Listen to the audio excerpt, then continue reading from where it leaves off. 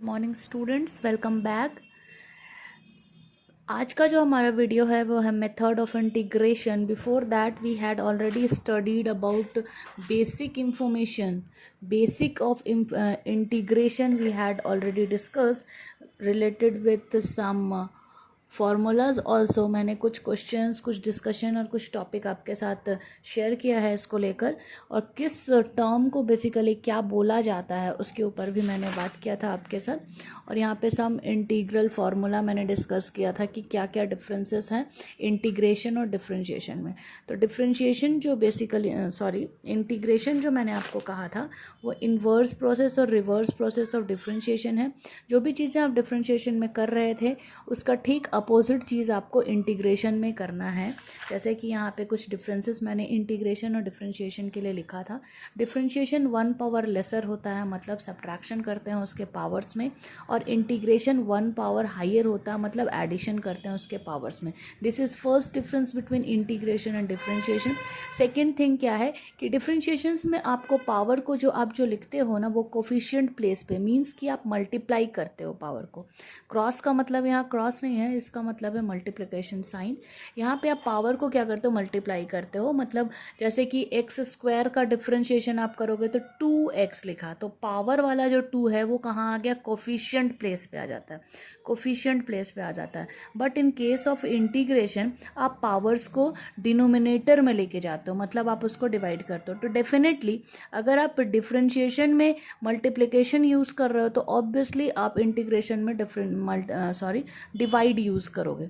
This is to basic difference between differentiation and integration. There are some examples related with integration, जैसे x⁻³ dx था। इसको अगर हम direct differentiate करते तो हमारा आंसर क्या हो जाता, x⁻³ x⁻⁻4। चेक कर लेना आप। लेकिन इन केस ऑफ इंटीग्रेशन हमने पावर ऐड करना है, इसलिए -3 + 1 हो। अब जैसे मैंने कहा कि ये डिवाइड में जाएगा, उसके पावर्स डिफरेंशिएशन में मल्टीप्लाई में जाते थे और इंटीग्रेशन में पावर्स डिवाइड में जाएंगे, तो -3 + 1, तो finally what we are getting here 1/-2, और ये पावर इसका माइनस था तो हमने यहाँ पे x का पावर 2 को नीचे ले आए थे और +c लिखा था हमने। और उसी तरह से और भी बहुत सारे बेसिक फार्मूलाज हमने पढ़े थे, जैसे आप यहाँ पे देख रहे हो। ये टोटल किसके ऊपर बेस्ड है, डिफरेंशिएशन के जितने भी फार्मूलाज है उसका ठीक रेसिप्रोकेटेड फॉर्म यहाँ इंटीग्रेशन में लिखा गया। आपने डिफरेंशिएशन के फार्मूलाज पढ़े हो। EX जो है वो बहुत ही ज़िद्दी है, वो EX जो डिफरेंशिएशन में भी वही होता है और इंटीग्रेशन में भी वही होता है। तो फार्मूला टोटल मैंने यहाँ पे 13 मेंशन किया है। These are most important formulas for doing exercise and examples of integration. और उसके भी पहले आपके क्वेश्चन 14 के साथ में एक और यहाँ मैंने ऐड किया हुआ है, लॉजिक के साथ ऐड किया हुआ है कि आपके डिफरेंशिएशन में ये चीज़ें होती थी तो इंटीग्रेशन में अगर ऐसा सेटअप है तो ऐसी चीज़ें होंगी। आप चेक कर सकते हो। जैसे लास्ट वाला को ही अगर हम लोग पिक कर ले तो हम लोग पढ़े थे साइन इनवर्स x का डिफरेंशिएशन होता है 1/mod ऑफ x √x² - 1। और ऐसा अगर सेटअप हमें डायरेक्ट क्वेश्चन में इंटीग्रेशन के सेट में मिल जाता है तो उसका direct answer sine inverse x होगा, सेक इनवर्स x होगा। इस तरह की चीज़ें, उससे रिलेटेड मैंने आपको कुछ क्वेश्चंस दिए थे। टोटल देयर आर 8 एग्जाम्पल्स जो मैंने आपको दिया था सॉल्व करने के लिए। बहुत छोटे छोटे एकदम बेसिक टाइप थे। मुझे ऐसा उम्मीद है कि आप बना लिए होंगे, और नहीं बनाए होंगे तो सीरियस हो जाइए। आपके एग्ज़ाम्स अपकमिंग है, बहुत जल्द आपका रूटीन आपके हाथ में होगा।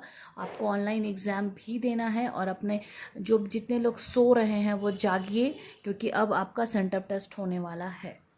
आप रिस्पॉन्ड कीजिए पॉजिटिवली, क्योंकि आप लोग बहुत लोग मोनोटोनस एटीट्यूड शो कर रहे हो, बिल्कुल इंटरेस्ट नहीं शो करते हो। क्वेश्चन पूछने पर भी कोई आंसर रिप्लाई नहीं होता, सिर्फ घूमने के लिए कॉलेज आते हो, क्लासेस अटेंड कर। जब आपको क्लासेस नहीं, डाउट क्लियरेंस अगर आप किसी को करना होता है तो आप पर्पसफुली अगर आ रहे हो तो उस पर्पस को पूरा करके ही घर जाइए, इधर उधर घूमिए मत। हाँ, तो आज का जो हमारा टॉपिक है बेसिक इंटीग्रेशन के कंप्लीशन के बाद, अगर इसके बाद भी अगर बेसिक इंटीग्रेशन में मैंने सारे क्वेश्चंस आपको नहीं कराया है, और NCERT बुक में 7.1 के जितने क्वेश्चंस है वो आप ज़रूर से ज़रूर करें। और उसके ऊपर कोई डाउट है देन गिव मी और send me your doubts and questions in my account. I will make you clear. उसके बाद बेसिक के बाद हम लोगों का नेक्स्ट टॉपिक जो होता है जो कि आज का टॉपिक है वो है मेथड ऑफ इंटीग्रेशंस।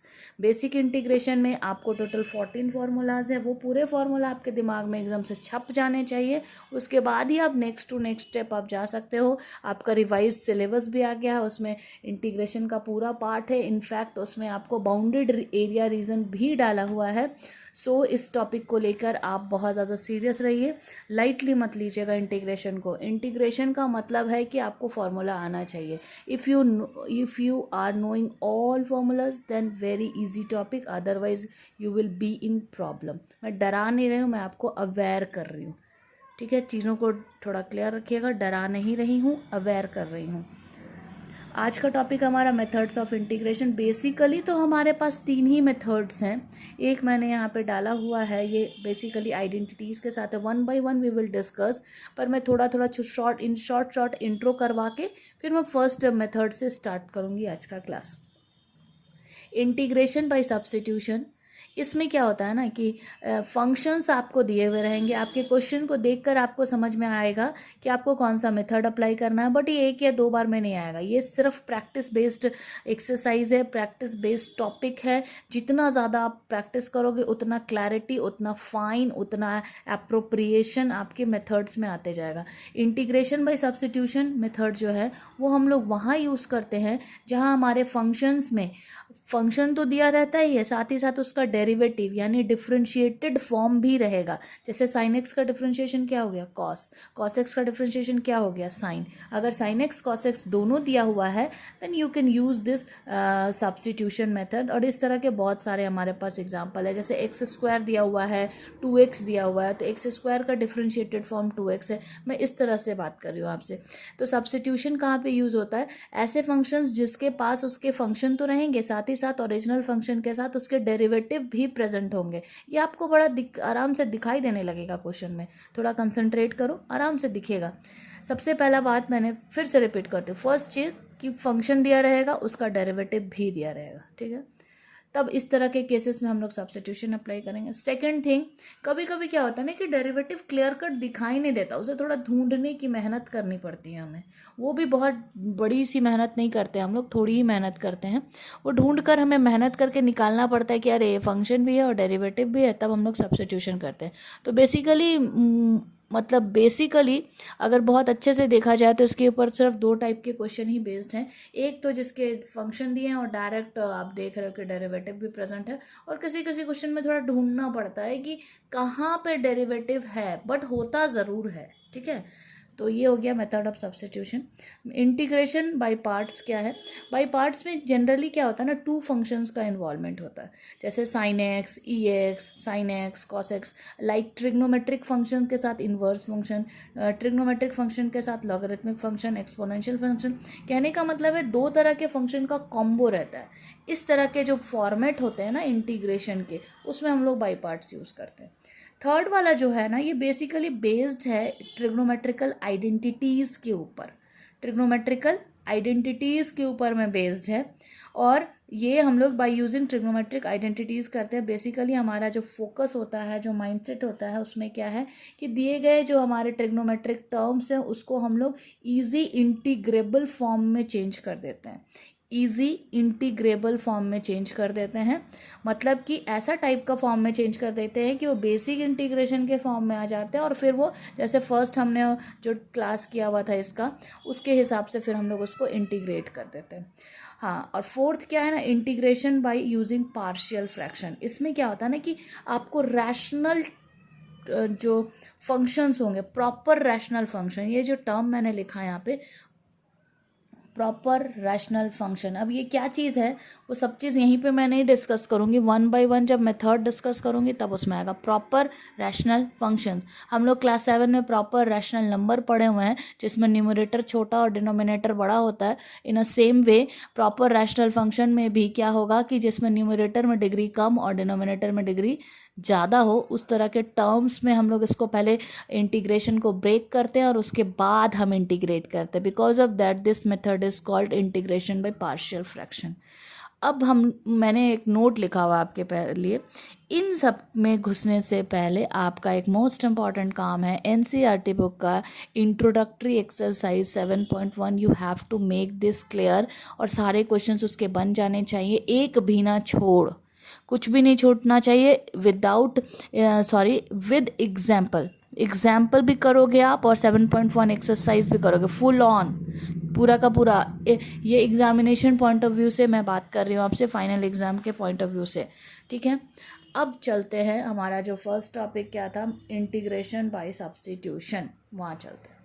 तो सब्स्टिट्यूशन का सिंपल मतलब आप जानते हो, मैंने वही चीज़ लिखा है जो अभी आपको कहा था। सब्स्टिट्यूशन का सिंपल मतलब है, आपने एक बार और आपने पढ़ा हुआ है अलजेब्रा में भी, क्लास 10th में सब्स्टिट्यूशन मेथड। उसमें आप क्या करते हो ना, वेरिएबल्स के लिए ना कोई दूसरा वेरिएबल सेट करके पुट करते हो, दूसरा वेरिएबल सेट करके पुट करते हो और वो वेरिएबल उसको सूट करना चाहिए, इस तरह की कुछ चीज़ें हम लोग पुट करते हैं। तो इसमें भी वही चीज़ें करना है, उसमें हम क्लास 10th में अलजेब्रा पढ़ रहे थे और क्लास 12th में हम लोग इसमें इंटीग्रेशन पढ़ रहे हैं, ठीक है। तो करना क्या है कि अगर देखो मैंने यहाँ पे फर्स्ट वाला जो केस लिखा हुआ क्या लिखा, अगर कोई हमारे पास फंक्शन मौजूद है और उसका डेरिवेटिव देखो एफ डैश एक्स दिख रहा होगा, वो भी मौजूद है, तो इस केस में फंक्शन को हम लोग क्या पुट करेंगे, t. This is our first step. तब इस केस में हम लोग फंक्शन को टी पुट करेंगे और सेकेंड स्टेप है कि फंक्शन, ये वाला जो फॉर्मेट है ना आपका f x is equal to t, इसको बोथ साइड डिफ्रेंशिएट करेंगे विथ रिस्पेक्ट टू टी, तो हमें मिलेगा f dash x is equal to d t, ठीक है। F dash x is equal to d t मिलेगा। और यहाँ पे जैसे ही आप फंक्शन को, एफ एक्स वाले फंक्शन को टी के टर्म्स में पुट कर रहे हो ना, एक्स को टी के टर्म्स में आप पुट कर रहे हो, तो ऑब्वियसली जो इंटीग्रेशन का ऑपरेटर है या इंटीग्रेशन का जो वेरिएबल जो डी एक्स में जो क्वेश्चन हमें दिख रहा है, वो अब किस में दिखेगा, डी टी में दिखेगा। ये मोस्ट इंपॉर्टेंट पॉइंट है, स्टूडेंट्स इसको भूल जाते हैं कन्वर्ट करना, पर आप ना भूलें। करना क्या है कि अगर आप एफ एक्स को टी के रिस्पेक्ट में पुट कर रहे हो, this is your first step for substitution, तो ऑब्वियसली वेरिएबल ऑफ इंटीग्रेशन जो कि यहाँ डी एक्स था वो भी डी टी में कन्वर्ट होगा ही होगा। यही दो चीज़ें हमें फोकस करके रखनी है सब्स्टिट्यूशन के केस में। तो उसके बाद में फिर क्या करना है, ऐसा फॉर्मेट तैयार हो जाएगा, ये पुट करेंगे, ये मिलेगा, फिर फाइनली हम इंटीग्रेशन में इसकी वैल्यूज़ पुट करके हम आंसर फाइंड आउट करते हैं। बोलने से ज़्यादा अच्छा है आप देखें और समझें, बहुत अच्छे से आप समझ भी जाओगे। एक छोटा सा मैंने एग्जाम्पल, एक थोड़ा कंफ्यूज करने वाला एग्जाम्पल आपको इसलिए लिया है क्योंकि आप बोलोगे यार साइन बड़ा इंटरेस्टिंग भी है, साथ ही साथ ये एग्जाम्पल साइन एक्स के साथ मैंने कॉस एक्स का कॉम्बो लिया है, ठीक है। आप इसको दो तरीके से बना सकते हो। किसी के दिमाग में आएगा अरे साइन एक्स का डिफरेंशिएशन कॉस एक्स होता है, राइट, यस। एक चीज़ तो किसी के दिमाग में आया कि साइन एक्स का डिफरेंशिएशन कॉस एक्स होता है, यानी साइन एक्स को हम फंक्शन मान सकते हैं और साइन एक्स को हम टी पुट कर सकते हैं, जो मैंने यहाँ किया है। पर किसी के दिमाग में आएगा क्यों भाई, कॉस एक्स का डिफरेंशिएशन भी तो साइन होता है, माइनस साइन आ रहा है, उससे हमारा मतलब नहीं है, माइनस तो हम ऐसे लगा के पुट कर सकते हैं। साइन प्लस माइनस से मतलब नहीं है, हम उसके मतलब फैक्चुअल पे जा रहे हैं, उसकी वैल्यूज़ पे जा रहे हैं, ठीक है। साइन एक्स का डिफरेंशिएशन कॉस एक्स होता है, राइट। तो एक तरीका है कि साइन एक्स को टी मान लो तो कॉस एक्स डी टी की वैल्यू हमें मिल जानी है जब आप डिफरेंशिएट करोगे। दूसरा तरीका, किसी को मन करेगा नहीं भाई हम साइन एक्स क्यों माने, हम तो कॉस एक्स मानेंगे, तो कॉस एक्स मानोगे तो ऑब्वियसली आपको साइन एक्स भी मिलेगा। तो दोनों मेथड्स अपने अपने जगह पे सही हैं और दोनों मेथड्स के आंसर भी अपने अपने जगह पे सही हैं दोनों के मेथड्स में, क्योंकि साइन एक्स का डिफरेंशिएशन कॉस एक्स और कॉस एक्स का डिफरेंशिएशन माइनस साइन एक्स होता है। तो यहाँ पे माइनस का डिफरेंस तो आपको आंसर में ज़रूर दिखाई देगा, जैसा कि मैं यहाँ लिखी हूँ आपके लिए, आप इसको ज़रा ध्यानपूर्वक देखिए। यहाँ पे सबसे पहले मान लो कि हमारे पास साइन एक्स को फिक्स कर लो भैया, तो साइन एक्स को हमने फंक्शन मान लिया, देखो एफ एक्स मान लिया, तो एफ एक्स को क्या करना है, टी पुट करना है। This is your first step, मैं यहाँ पे लिख दी थी, ये आपका फर्स्ट स्टेप रेड कलर, ठीक है। We put sine x is equal to 2, this is your first step and first ये इक्वेशन। डिफ्रेंशिएट करो बोथ साइड पे, साइन एक्स का डिफ्रेंशिएशन करो भाई, टी का differentiate with respect to x करना, with not with respect to t, point to be noted है। Sine x का डिफरेंशिएशन हो गया कॉस एक्स एंड टी का डिफरेंशिएशन हो गया d t by d x, agree with this. But आपका जो काम है ना वो है ये डी टी की वैल्यू निकालनी है, आपने डी टी की वैल्यू निकालनी है, d t by d x नहीं निकालना है। डी टी की वैल्यू क्या मिलेगी, कॉस एक्स डी एक्स। अब इस कॉस एक्स डी एक्स को बहुत ध्यान से देखो, ये पक्का आपके क्वेश्चन में दिखाई देगा, जरा ध्यान से देखो, ये पक्का आपके क्वेश्चन में नज़र आ रहा होगा, यही तो है सब्स्टिट्यूशन। आपका फंक्शन भी मौजूद है, फंक्शन का डेरिवेटिव यानी डिफरेंशिएटेड पार्ट भी मौजूद है। यही है सब्स्टिट्यूशन। बहुत आसान हो जाना है। उसके बाद फिर हम लोग क्या करना, उठाना हमें इस क्वेश्चन को। साइन एक्स आपने क्या माना हुआ था, ये आपका क्या हो गया भाई, इक्वेशन 2, 1 2 आपको गेन करना है, ठीक है। 1 2 हमेशा हर क्वेश्चन में निकालना, एंड देन वो afterwards you have to put the values. Sine x क्या माना है, t, okay. Cos x d x की वैल्यू कितनी मिली है आपको, कॉस एक्स डी एक्स की वैल्यू कितनी मिली, टी, सॉरी डी टी, तो हमने यहाँ डी टी लिख दिया। अब ये बहुत छोटा सा आसान सा टर्म बन गया। टी डी टी का इंटीग्रेशन क्या होगा, t square by 2 plus c. But यहाँ आपको पॉइंट ये याद रखना है कि टी के टर्म्स में आंसर को नहीं होना है। आपका आंसर आपके फाइनल जो स्टेप है, जो आपने कंसिडर कर रखा था, उसके टर्म्स में होना है, ठीक है। तो टी का आपने वैल्यू अगेन पुट किया, साइन एक्स का whole square divided by 2 plus c. I hope आपको ये समझ में आ गया होगा। अगर किसी किसी को मन कर रहा है कि cos x पुट कर दे फंक्शन को, तो पुट कर दो ना, डिफ्रेंशिएट करो, मिलता है माइनस साइन एक्स। अब देखो minus sine x d x यहाँ पे मिल जाना, यही इसी जगह पे जरा मान लो यहाँ पे आपने cos x रखा, यहाँ पे t है, यहाँ पे माइनस साइन एक्स मिलेगा तो minus sine x d x होगा, और यहाँ पे डी टी होगा। अब यहाँ पे क्या मिलना है, आपने आपके पास माइनस तो नहीं है, तो माइनस तो आपको खुद से लगाना होगा, और cos x की वैल्यू कितनी है, टी लिख दिया, और साइन एक्स डी एक्स की वैल्यू कितनी मिली थी, माइनस डी टी। फिर आप जब सॉल्व करोगे तो minus t square by 2 plus c होगा, माइनस कॉस एक्स का whole square by 2 plus c होगा। सिर्फ डिफरेंस यही है कि दोनों के बीच में साइन के टर्म्स में लिखोगे तो पॉजिटिव आंसर आएगा, कॉस के टर्म्स में लिखोगे तो नेगेटिव आंसर आएगा, बट आंसर तो दोनों ही सही है अपने जगह पे, ठीक है। अब चलो भाई कुछ चलते हैं, कुछ और भी है हमारे पास। हाँ, सेकंड क्या होगा कि कभी कभी क्या होता है, सिंपल टर्म्स आपको दिखाई देंगे, उसमें आप डेरिवेटिव ढूंढोगे, फंक्शन को भी ढूंढोगे, कोई थोड़ा सा क्वेश्चन को समझने में टाइम दोगे और देखोगे कि फंक्शन भी दिया हुआ, डेरिवेटिव भी दिया हुआ, आपको मिल जाएगा, ठीक है। वहाँ पे क्लियर कट नज़र आ रहा था, यहाँ पे क्लियर कट नज़र नहीं, किसी किसी में नहीं भी आता है। जैसे यहाँ पे मैंने 4 एग्जाम्पल लिए हैं, बड़ा जल्दी जल्दी हम करना चाह रहे हैं क्योंकि 20 मिनट के पहले मैं अपने वीडियो को ख़त्म कर देना चाहती हूँ। देखो भाई यहाँ पे साइन एम एक्स लिखा हुआ है, थोड़ा सा ओवर राइट टाइप गंदा टाइप का दिख रहा होगा, तो इसको मैनेज कर लेना आप। साइन एम एक्स में यहाँ आ जाते हैं, ठीक है, sine m x d x. अब आप बोलोगे साइन एक्स का तो मुझे पता है डिफ्रेंशिएशन कॉस एक्स होता है, डिस्टर्ब कौन कर रहा है आपको, एम एक्स को पुट कर दो। अगर वो सिंपल साइन एक्स होता तो आप आंसर क्या लिख देते, कॉस एक्स प्लस सी, ठीक है। बट आपको डिस्टर्ब कौन कर रहा है, ये वाला एम, तो एम एक्स को हमने यहाँ पे टी पुट कर दिया। अब वेरिएबल को चेंज करना, वेरिएबल चेंज करने का मतलब डी एक्स है और आपने यहाँ पे टी चुना है तो यहाँ डी टी होगा, कहने का ये मतलब है, ये वाला लाइन का मतलब ये है कि डी टी निकालना है, ठीक है। Variable of integration will change का कहने का मतलब है डी टी निकालना है। आप एम एक्स को डिफ्रेंशिएट कर रहे हो, दिस इज़ अ फर्स्ट, और ये कुछ नहीं है यहाँ पे, तो यहाँ पे एम डी एक्स आया, तो डी एक्स की वैल्यू कितनी आ गई, d t by m, d t by m. अब आप क्वेश्चन में चले जाओ, sine m x d x, sine m x को आपने क्या पुट किया है, टी, तो टी लिख दिए। डी एक्स की वैल्यू कितनी है, d t by m, m क्योंकि कांस्टेंट था उसको बाहर निकाल दिया, ठीक है। आफ्टर सॉल्विंग साइन एक्स का ये कितना होता है भाई, इंटीग्रेशन माइनस कॉस होता है, 1 बाई एम कॉन्स्टेंट था। फाइनल आंसर आपका ये हो गया, समझ में आया। दूसरा देखो यहाँ पे, दूसरा नंबर क्वेश्चन क्या है, बड़ा ध्यान से देखो, 2x sine of x square plus 1 d x. थोड़ा सोचो, साइन का डेरिवेटिव है क्या, नहीं। एक्स स्क्वायर का डेरिवेटिव है क्या, हाँ, 2x है, ओके। और 1 का, अब बोलोगे कि 1 को अगर आप नहीं चुनोगे ना तो आपको कॉम्प्लिकेशंस क्रिएट करेगा, क्यों, क्योंकि एक्स स्क्वायर और 1 साथ में ब्रैकेट में है, और ऐसे भी 1 का तो कोई है नहीं आगे पीछे ना, क्योंकि वो कांस्टेंट है, वो क्या हो जाएगा, 0, तो साथ में ले लेते हैं।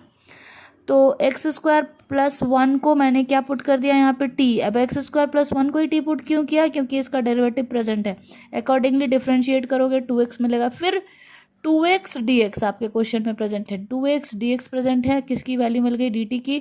अब फिर वापस 2x sine x square plus 1 dx is equal to, देखो छोटा फॉर्म में आ गया, साइन ऑफ t, और 2x dx की वैल्यू थी dt, पुट कर दो, आंसर आ गया। बट पॉइंट आपको याद रखना है कि लास्ट में आपको वैल्यूज t की रिप्लेस करनी है।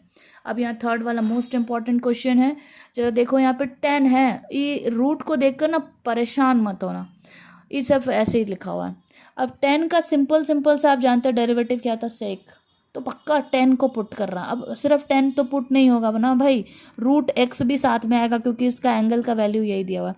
तो 10 रूट एक्स को पुट कर दिया टी, 10 रूट एक्स को डिफ्रेंशिएट करो, 10 का तो भाई differentiation sec square root x आएगा और रूट एक्स का डिफ्रेंशिएशन 1/2 रूट एक्स आएगा। Finally what you are getting है sec square root x divided by root x. अब आप बोलोगे 2 को कहाँ गायब कर दिया, क्वेश्चन में भी तो देखो ना 2 नहीं है, क्वेश्चन के हिसाब से sec square root x divided by root x d x, इसको मैंने इस पूरे को मैंने सेट कर दिया यहाँ ऐसे, इस पूरे को मैंने सेट कर लिया। उसके लिए मुझे 2 को किसके पास लेके जाना पड़ा, टी के पास, तो मैं डी टी के पास ले गई। अब देखो कितना छोटा हो गया ये question, 10⁴ root x, 10 root x को क्या माने हो टी, तो यहाँ पे क्या होगा t⁴ है, इस पूरे की वैल्यू क्या हो जाएगी 2dt। देखो कितना छोटा हो गया क्वेश्चन और फाइनली आपने पुट कर दिया वैल्यू। इसमें भी आप जरा ध्यान से देखो, थोड़ा हड़बड़ इसलिए हो रहा है क्योंकि 20 मिनट क्रॉस करके अपलोड होने में बहुत मुश्किल होता है। Sine of 10 inverse x d x, sine का डेरिवेटिव प्रेजेंट है, नो। 10 इनवर्स एक्स का डेरिवेटिव प्रेजेंट है, यस, 1 + 10x। इसके लिए आपको क्या चाहिए भाई, आप क्या नोटिस कर रहे हो, इसके लिए क्या नोटिस कर रहे हो कि डिफ्रेंशिएशन का फॉर्मूलाज और इंटीग्रेशन के फॉर्मूलाज के ऊपर कमांड चाहिए। नई कमांड नहीं बनना क्वेश्चन, कंफर्म कर लो, लिख लो। इसलिए सबसे पहले फॉर्मूलाज स्ट्रांग करो। 10 इनवर्स एक्स को टी पुट कर लो, डिफ्रेंशिएट कर दो, आ गया भाई आपका मन चाहा जो चीज़ चाहिए था। क्या चाहिए था, dx की, dx divided by 1 + x², dx divided by 1 + x²। किसकी वैल्यू दे रहा है, dt की, पुट कर दो आंसर। बड़ा छोटा सा हो गया साइन, और साइन इन 10 इनवर्स एक्स को आपने टी पुट किया था, dx की वैल्यू माइनस कॉस टी, फिर लास्ट में इसको पुट किया। ये आपका होमवर्क है आज के लिए, ये आपका होमवर्क है आज के लिए। मैंने क्या लिखा है, exercise 7.2 from NCERT book which is method of integration का एक्सरसाइज है, और RS अग्रवाल बुक से 610 से 613 जो कि टोटली सॉल्व्ड एग्जाम्पल है। Go through all the solved example, और if you are facing from यहाँ से यहाँ any kind of doubts then ask me. Video लंबा जा रहा है, मैं यहीं पे स्टॉप करती हूँ। Thank you for today.